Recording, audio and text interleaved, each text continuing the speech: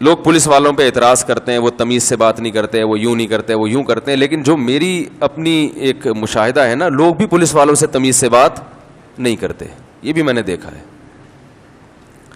میرا اپنا ذاتی تجربہ یہ ہے کہ میں نے جب بھی پولیس والوں سے محبت سے، عزت سے بات کی ہے تو انہوں نے عزت دی ہے، میرا اپنا تجربہ ہے، ہو سکتا ہے غلط ہو لیکن بہرحال ہے یہ۔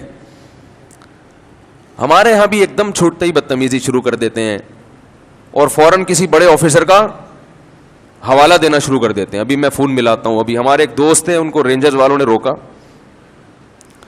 تو انہوں نے فوراً فون ملانا شروع کر دیا کسی آفیسر کو، ان کی کمبختی آئی ہوئی تھی، وہ فون ملا ہی نہیں، تو رینجرز والے نے آ کے ایک تھپڑ لگایا زور سے۔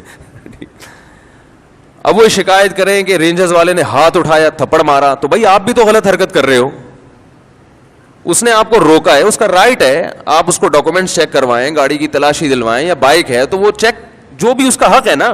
آپ فوراً فون ملانا شروع کر دیا، فنڈر گیری شروع کر دیا آپ نے۔ جب آپ ایک ملک کے شہری ہو تو آپ کو اس قانون کو فالو کرنا پڑے گا۔ پھر اگر وہ تھپڑ لگا رہا ہے، آپ کے نہیں لگانا چاہیے تھا، غلط کیا، مگر آپ نے بھی صحیح نہیں کیا، تو آپ اگر وہ ظلم زیادتی کر رہا ہے آپ کے اوپر، بلا وجہ آپ کو ذہنی ٹارچر کر رہا ہے، پھر سمجھ میں آتی ہے بات۔ اس بیچارے نے آپ کو روکا ہے چیکنگ کے لیے، آپ نے فوراً فنڈر گیری شروع کر دی کہ میں ابھی فون ملاتا ہوں، وہ ملا ہی نہیں۔ پھر بعد میں جب ان آفیسر سے ملاقات ہوئی تو انہوں نے کہا ہاں بتاؤ کیا کام ہے۔ تو وہ مجھے مثال یاد آتی ہے، کہتے ہیں کہ جو مکہ آدمی کو لڑائی کے موقع پر یاد نہ آئے تو وہ پھر اپنے منہ پہ مار لینا چاہیے۔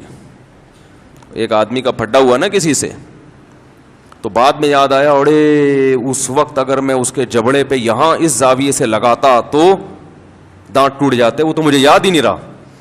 تو ایسا مکہ پھر کس کے لگانا چاہیے؟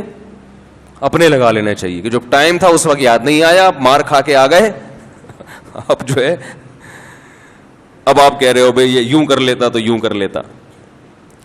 تو جب بھی کوئی پولیس والا روکے اس سے عزت احترام سے بات کریں۔ کاغذات مانگ رہا ہے بھائی، کاغذ پکڑائیں، بولیں یہ سچی مچی کے کاغذات ہیں، اور میں نے دیکھا ہے کہ آپ کے ڈاکومنٹس پورے ہوں تو پھر پولیس والے رشوت بولو بھائی نہیں مانگتے۔ رشوت کا مسئلہ وہاں کھڑا ہوتا ہے جہاں آپ ہی چور ہو، آپ میں ہی گڑبڑ ہو، پھر رشوت کی بات چلتی ہے۔ اب یہ دیکھو، یہ جو سوزوکی والے ہیں، جو کیری سوزوکی ہے، قانون یہ ہے کہ آپ جتنا گاڑی کا حجم ہے اس سے زیادہ مال لوڈ نہیں کر سکتے، یعنی ایسا نہیں کر سکتے کہ ایک گاڑی جا رہی ہے اور 4 گاڑیوں کی جگہ گھیر رہی ہے، اس میں سریا دائیں بائیں نکلا ہوا ہے، تو یہ خلاف قانون ہے اور اس کا بڑا نقصان بھی ہوتا ہے۔ میں ایک دفعہ لانگ روٹ پہ گیا تو ٹرک چل رہے ہیں، وہ ان کے اوپر مال جو پڑا ہوا ہے نا وہ اتنا پھیلا ہوا ہے کہ 2 ٹرکوں کی جگہ گھیری ہوئی ہے، تو وہ پوری روڈ پہ نا ایسے چودراہٹ کے ساتھ چل رہے ہیں، اوورٹیک کرنے کی جگہ ہی نہیں ہے۔ تو غلطی ٹرک والے کی ہے کہ نہیں ہے؟ تو اب ایسے موقع پہ غلط کام جب کرو گے تو پھر جان چھڑانے کے لیے رشوت دیتے ہیں جو کہ ناجائز ہے۔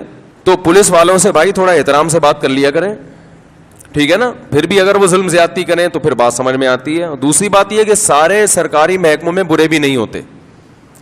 میرے جب تک تعلقات بہت زیادہ نہیں تھے اس وقت تک میں بھی یہ سمجھتا تھا کہ جتنے سرکاری اداروں میں لوگ ہیں سارے چور بیٹھے ہوئے ہیں، پولیس میں جتنے معاذ اللہ سارے چور ہیں۔ لیکن جب ہماری الیک سلیک ہوئی اور اوپر کے طبقے سے بھی سلام دعا ہوئی، بہت سے لوگ تو ایسے ہیں کہیں رابطہ ہوتا ہے تو وہ خود کال کر لیتے ہیں، آپ وہی مفتی طارق صاحب ہیں جو یوٹیوب پہ بیان دیتے ہیں؟ ہاں جی میں وہی بات کر رہا ہوں۔ اچھا آپ کے ڈاکومنٹس میرے پاس آئے ہوئے ہیں، میں تو روزانہ آپ کا بیان سنتا ہوں، ٹھیک ہے نا؟ تو ان سے سلام دعا ہو جاتی ہے۔